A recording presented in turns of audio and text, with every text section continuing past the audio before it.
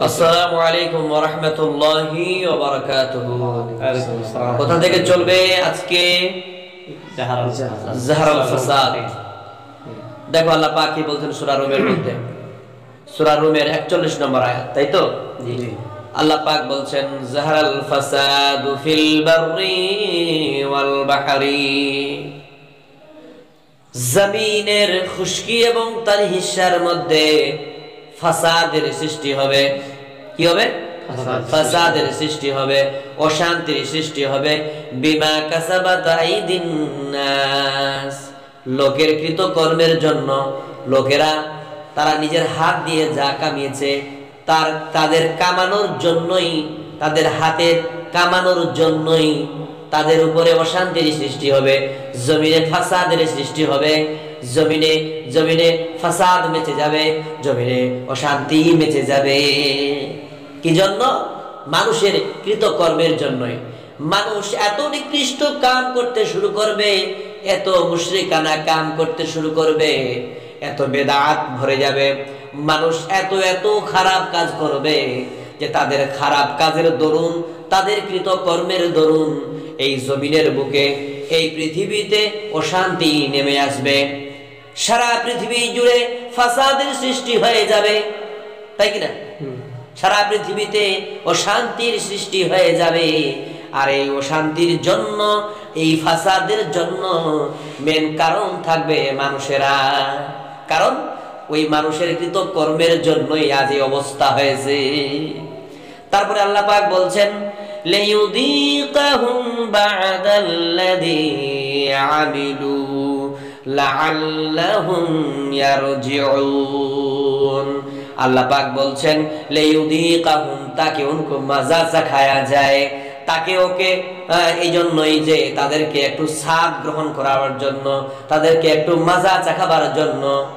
জমিনের বুকে যে অশান্তি বারপা হবে, জমিনের বুকে যে মানে ফাসাদের সৃষ্টি হবে, এই ফাসাদের মাধ্যমে এই জন্য করা হচ্ছে যাদেরকে, ওদেরকে একটু মজা চাখানো যায়, তাদেরকে যেন একটু স্বাদ চাখানো যায়। আরে অশান্তির যে কি স্বাদ, সেই স্বাদটা চাখাবার জন্য এই সব কর্মগুলো করা হবে। কারণটা হচ্ছে আল্লাযী আমিলু, তারা ওটা আমল করেছিল, তাদের ওই আমলের মজা যেন ওরা চাখতে পারে। পৃথিবীতে যে সব অন্যায় তোমরা করেছো, সেই অন্যায়ের মাজাগুলো চাখবার জন্য, সেই অন্যায়ের সাজাগুলো চাখাবার জন্য আল্লাহ এই ফাসাদের সৃষ্টি করাবে। অনেক মানুষ পৃথিবীতে এসে কি করে, যেমন ধরনের তোর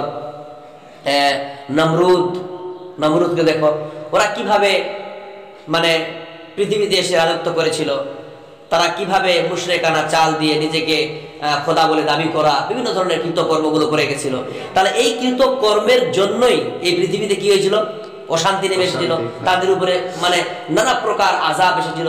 এবার তোমরা ফিরাউনকে দেখো, ফিরাউন কি করেছিল? পৃথিবীতে এসে নিজেকে প্রভু বলে স্বীকার করতে শুরু করলো, এবং সাধারণ মানুষের উপরে অত্যাচার নির্যাতন করতে শুরু করলো কিনা। আর এর পরিণাম কি হলো? অশান্তি নেমে আসলো জমিনে, ফাসাদ সৃষ্টি হয়ে গেল। আর এই ফাসাদের দরুন তাকে মারা চাখানো হলো, সমুদ্রে ডুবে যাওয়া, তার মৃত্যু হওয়া, এসব কি? এগুলো তো মাজা, ওকে তো মাজা চাখানো হয়েছে। তাহলে এইসব মাজা চাখানোর জন্যই এই জমিনে অশান্তি নেমে আসে। তারপরে বলছেন আল্লাহ পাক এইসব কেন? লাআল্লাহুম ইয়ারজিউন, যাতে করে তোমরা আল্লাহর পথে পুনরায় ফিরে আসো। এইসব কেন? যাতে করে তোমরা আল্লাহর পথে ফিরে আসো, আল্লাহর পথে যেন তারা ফিরে আসে। এইসব এই জন্যই যে যেন তারা আল্লাহর পথে ফিরে আসে। দেখো, আজ যদি কেউ পৃথিবীতে অশান্তি করে, নানা রকমের অন্যায়মূলক কাজ করে, ওই অন্যায়ের সাজা যদি আল্লাহ পৃথিবীতে দিয়া দেন, তাহলে হতে পারে ওই ব্যক্তিটা আবার পুনরায় আল্লাহর পথে ফিরে আসতে পারে, তাই কিনা?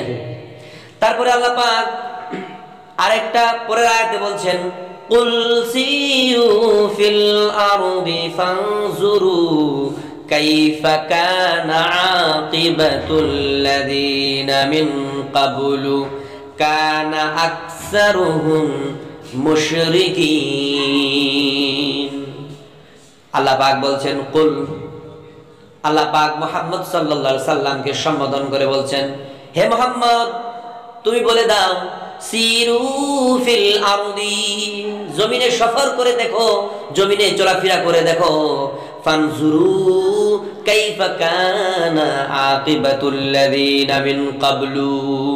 আল্লাহ পাক রব্বুল আলামিন বলছেন ফানজুরু, তোমরা দেখো, কাইফা কানা আকিবাতুল লাযিনা মিন ক্বাবলু, তোমাদের পূর্বে যারা ছিল তাদের সঙ্গে কি আঞ্জাম হয়েছে, তাদের কি পরিণাম হয়েছে তোমরা একবার দেখো, তাদের কি পরিণাম হয়েছে।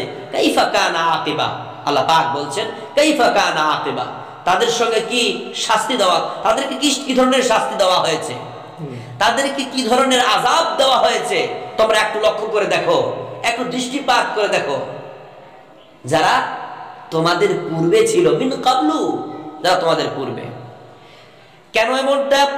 কানা আকসারুহুম মুশরিকিন, কারণ তাদের মধ্যে অধিকাংশরাই ছিল মুশরিক। ওরা ছিল কি? মুশরিক। তাহলে এবার তুমি চিন্তা করে দেখো পূর্বে কারা ছিল। এই পূর্বে বিশিষ্ট এই সমস্ত শয়তানেরা, যেমন কে? কারুন, ফেরাউন, নমরুদ, এরা বিশিষ্ট শয়তান পৃথিবীর। এরা পৃথিবীতে এসে বিভিন্ন ধরনের অন্যায়মূলক কার্যকলাপ শুরু করেছিল।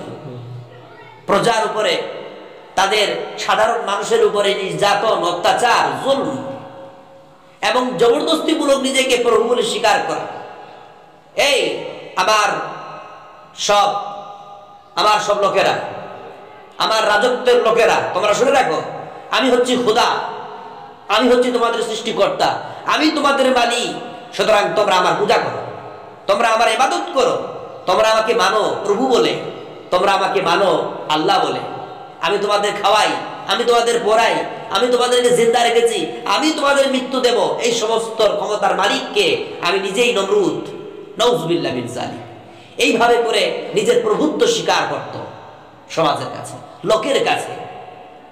এই যে একটা চরম অন্যায়, গুনাহ, পাপের কাজ, শিরক, সে নিজেকে আল্লাহর জায়গায় বসিয়ে দিয়ে নিজেকে প্রভু বলে স্বীকার করে। তাহলে তার কর্ম ছিল। আর আল্লাহ পাক বললেন তাদের কৃত কর্মের জন্যই দুনিয়াতে অশান্তির সৃষ্টি হয়েছে, ফাসাদের সৃষ্টি হয়েছে। আর তারপরে দেখো কিভাবে ফাসাদ নেমে আসলো কিনা। কিছু আল্লাহ তার জামানায় একটা মুমিনের বীজ বপন করে দিল। যত শয়তান পৃথিবীতে এসেছে, ঠিক তার জামানায় আল্লাহ পাক একটা ইসলামের বীজ অঙ্কুরিত করেছে, কখনো নবী রূপে বা কখনো একজন হাকিম রূপে, একজন মানে ইসলামের পিপাসু রূপে, তাই কিনা। আর ওরা কি করেছে? আবার ওই শয়তানের বিরোধিতা করেছে। নমরুদের সময় নবী, ফিরাউনের সময়ও নবী। এরা আসলো, আসার পরে থেকে কি হলো? ফাসাদের সৃষ্টি হয়ে গেল। কারণটা কি? তাদের কৃতকর্মের জন্যই। আর এই সব সুজাগুলো আল্লাহ পাক সাজিয়ে রেখেছেন ইতিহাসের পাতায়, কোরআনের পাতায়। এবার আল্লাহ পাক বলছেন যে তোমরা জমিনটাকে সফর করে দেখো, কোথায় কোথায় কি ঘটেছিল, কোথায় কোথায় আমি কি আযাব দিয়েছি মানুষের মধ্যে, তাদের কৃতকর্মের জন্য যা যা ঘটেছিল আমি কিভাবে সাজা দিয়েছি, এটা তোমরা দেখো। কারণটা কি? যাতে করে তোমরা হেদায়েতি আত্মা হতে পারো। এবং এগুলো কি জন্য ছিল? এই জন্যই যে ওদের মধ্যেকার অধিকাংশরাই ছিল কি? মুশরিক। সুতরাং এখান থেকে আজকে থাক, এরপরে আবার তারপরে আয়াত থেকে চলবে। হ্যাঁ।